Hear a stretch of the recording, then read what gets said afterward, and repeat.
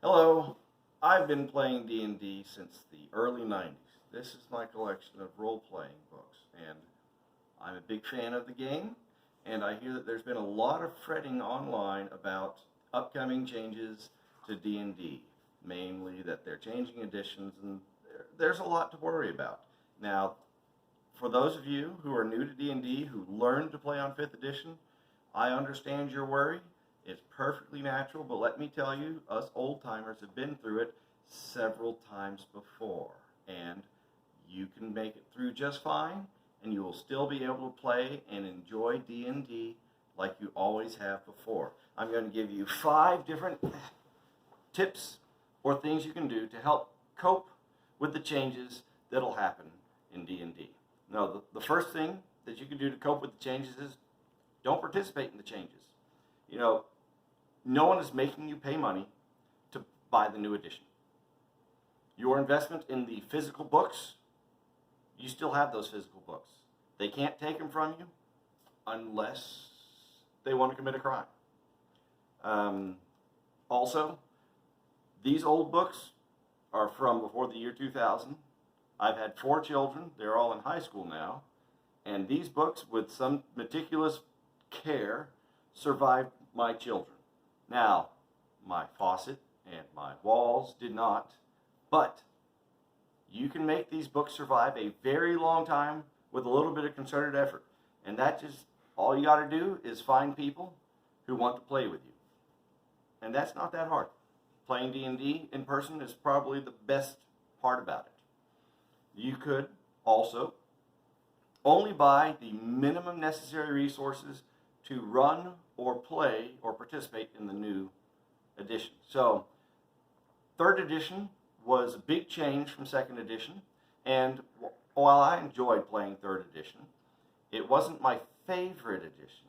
This is my stack of 3rd edition books. That's all I got.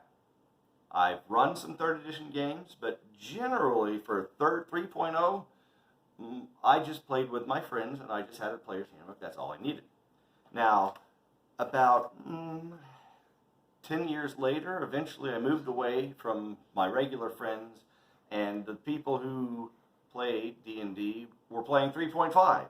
And 3.5, I was okay with that, but they wanted me to DM, so I bought the Monsters Manual. My wife covered it up to make it look fancy and pretty. But I have Monsters Manual Player's Handbook. That's like the bare necessities that if you are an experienced DM, that's all you need. Monsters Manual Player's Handbook. You don't have to spend any more money than you don't want to, as long as you're able to buy a physical book. You can also try other role-playing systems.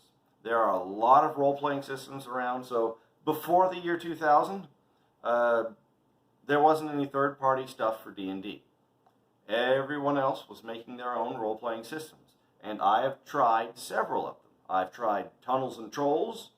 I've tried, let's see, this is Champions. This is Traveler.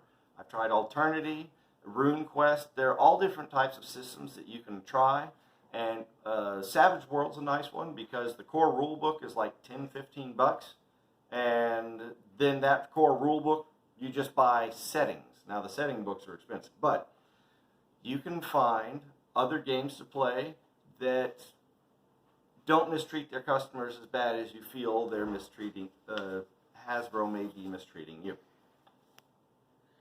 You could also learn to play older editions.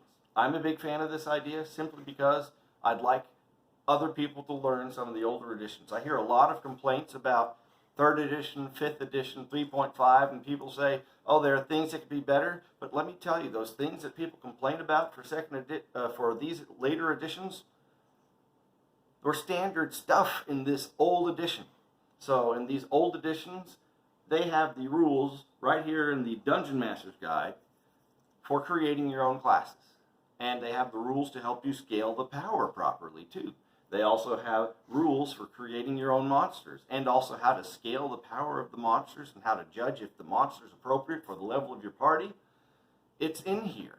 It's not in these other editions. Now, I admit 5th edition has some of that for monsters, but some of these older editions, learn to play the older editions, I'm sure you can find some old guy who is more than willing to teach you how to play the older editions. And then the last thing that I would highly recommend for coping with any changes and additions of Dungeons and Dragons, I mean, we're on to the 6th one pretty much, is to keep playing the edition you like and teach other people how to play.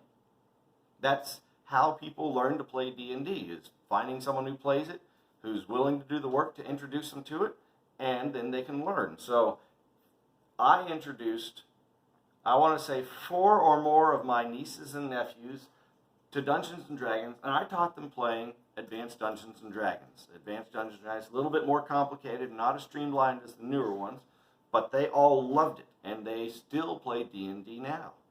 And it's a fun, enjoyable experience. No one's going to be able to take that away from you. And also the nice thing about the older editions is you can find PDFs online and use the information there. That's what I've done with some of these other game systems that are so old I just printed off what I needed and worked from there.